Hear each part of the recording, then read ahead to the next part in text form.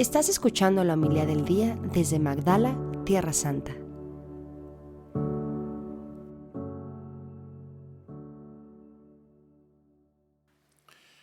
Por aquellos días Jesús se retiró al monte a orar y se pasó la noche en oración de Dios. Cuando se hizo de día, llamó a sus discípulos, eligió a 12 de entre ellos y les dio el nombre de apóstoles. Eran Simón, a quien llamó Pedro, y su hermano Andrés, Santiago y Juan, Felipe y Bartolomé, Mateo y Tomás, Santiago el hijo de Alfeo y Simón llamado el fanático, Judas el hijo de Santiago y Judas Iscariote que fue el traidor. Al bajar del monte con sus discípulos y sus apóstoles, se detuvo en un llano. Allí se encontraba mucha gente que había venido tanto de Judea y Jerusalén como de las costas de Tiro y de Sidón.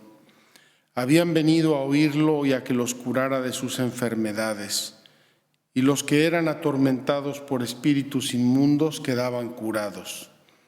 Toda la gente procuraba tocarlo, porque salía de él una fuerza que sanaba a todos. Palabra del Señor. Gloria a ti, Señor Jesús. Muy queridos hermanos,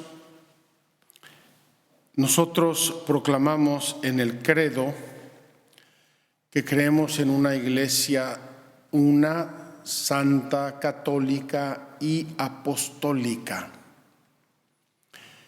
Estas palabras son muy serias, son muy importantes y denotan la estructura, la esencia misma de la iglesia. Una. Todos los que creemos en Cristo formamos en Él y con Él una sola iglesia, un solo cuerpo místico de Cristo. Santa. ¿Por qué? Porque la cabeza de la iglesia es Cristo, el Verbo eterno de Dios, y su santidad irradia toda la iglesia, a pesar de que, como sabemos, la iglesia tiene una parte humana que frecuentemente es pecadora. Católica, que significa universal, la iglesia habla todas las lenguas del mundo, y apostólica, que significa que está cimentada sobre la roca de los apóstoles. El designio de Jesús, que en este contexto evangélico lo vemos como algo que pasó aquí en alguna colina cercana de Magdala, es en realidad un designio divino. Jesucristo, verdadero Dios y verdadero hombre, en su humanidad eligió a 12 y les llamó apóstoles, enviados. Pero no olvidemos que la persona es el Verbo eterno de Dios, hecho hombre. Entonces hay un designio trascendente, hay un designio poderoso que está detrás de esta decisión de Jesús. Y es una decisión divina.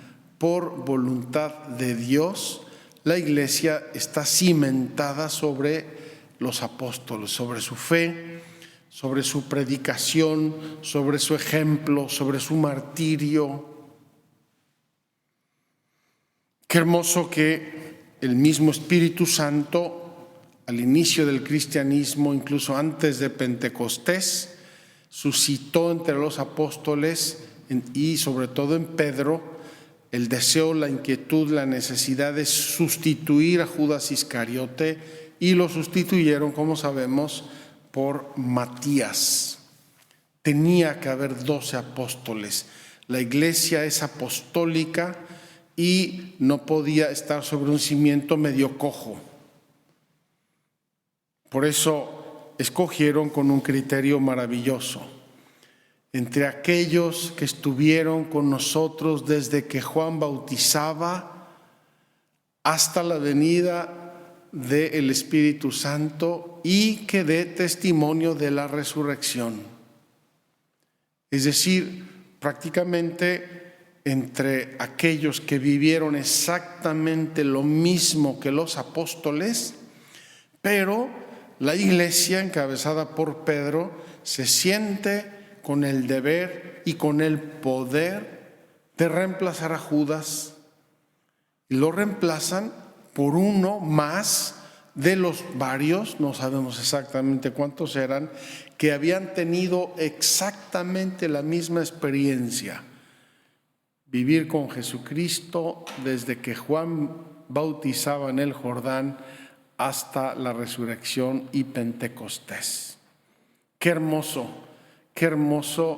que la iglesia tenga este carácter, y qué hermoso si nosotros, todos y cada uno de nosotros, sentimos que somos miembros de una iglesia apostólica, es decir, enviada. El Papa Francisco insiste en ser una iglesia en salida. Es una forma toda suya de expresar que es una iglesia apostólica. No es una iglesia para que estemos tomando café, no es una iglesia para sentirnos todos muy lindos, muy simpáticos y muy guapos. Es una iglesia de enviados. El carácter esencial de la iglesia es apostólica, es decir, enviados por Jesucristo a predicar el Evangelio. ¿Cómo? Pues cada uno de nosotros con su propia vocación, unos con la predicación, otros con el ejemplo, otros con la vida familiar, otros en la vida de los negocios, otros en el trabajo, otros en el estudio.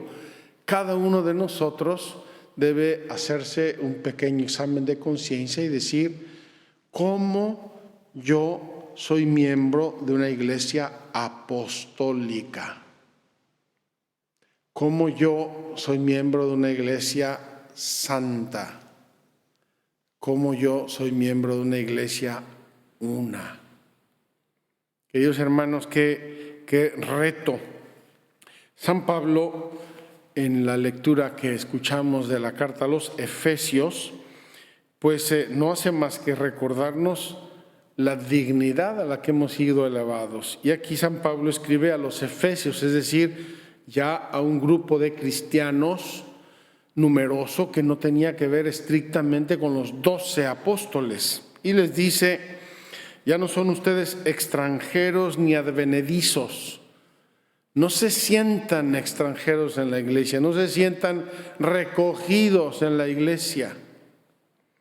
Son conciudadanos de los santos y pertenecen a la familia de Dios, porque han sido edificados sobre el cimiento de los apóstoles y de los profetas, siendo Cristo Jesús la piedra angular. Sobre Cristo todo el edificio se va levantando bien estructurado para formar el templo santo de Dios.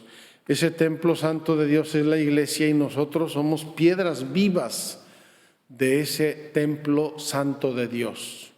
Qué maravilla, queridos hermanos. Yo me temo que muchos hermanos nuestros se sienten extranjeros y advenedizos.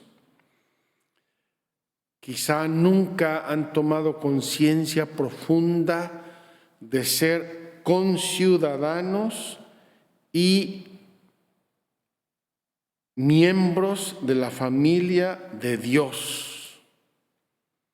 ¿Por qué? Porque somos bautizados en Cristo Jesús. Él es nuestra piedra angular y nosotros somos piedras vivas del templo santo de Dios. Queridos hermanos, aquí tenemos el reto, el don, la gracia, el carisma, la llamada, y a nosotros nos toca responder del mejor modo posible a nuestra vocación cristiana. Que así sea.